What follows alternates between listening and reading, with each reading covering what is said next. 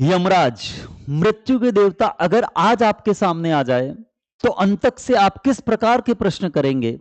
अगर आप इसकी एक हल्की सी झलक चाहते हैं तो आपको कठोपनिषद के यम नचिकेता संवाद को देखना पड़ेगा।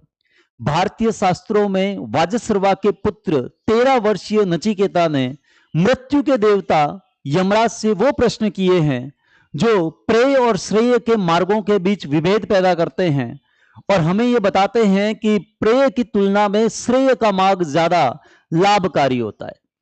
प्रिय विद्यार्थियों, अगर आप ये जानना चाहते हैं कि यम नचिकेता संवाद क्या है तो मैं आपको बता देना चाहता हूं कि एक 13 वर्षीय वाजश्रवा के पुत्र यमराज के पास जाने वाले नचिकेता ने अपने पिता से, जब वो यज्ञों के दौरान गायों का दान कर रहे थे, तो ये प्रश्न कर लिया कि आप सभी को किसी न किसी को दान कर रहे हैं, मुझे किसे दान करेंगे?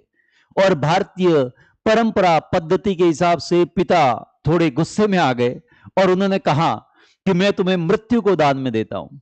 और जब ये बात सुनी तो उस समय आज की तरह नहीं हुआ करता था कि पिता की बात न मानी जाए। उस समय तो भगवान राम के बारे में जैसा कहा जाता है कि रघुकुल रीत सदा चली आई, प्राण जाए पर वचन न जाई। तो नचिकेता ने सोचा कि अब मुझे मृत्यु को दान दे दिया गया है और मुझे मृत्यु के देवता अंतक के पास जाना होगा। तो वो वहां जाते हैं और यमराज के बाहर, यानी यमपुरी जिसे कहा जाता है, उसके बाहर 3 दिन तक भूखे प्यासे बैठे रहते हैं क्योंकि द्वारपाल उन्हें अंदर नहीं जाने देते। यमराज को जब ये बात पता चलती है तो नचिकेता को अपने पास बुलाते हैं और एक ब्राह्मण बालक होने की वजह से 3 दिन उनके भूखे प्यासे रहने का यमराज पर दोष न लगे, वो 3 वरदान मांगने के लिए कहते हैं। छोटा सा बालक 3 वरदानों में सबसे पहले समाज के कल्याण के लिए वरदान मांगता है, दूसरा वरदान वो अपने परिवार के कल्याण के लिए मांगता है और तीसरा वरदान अपने स्वयं के लिए कल्याण के लिए मांगता है।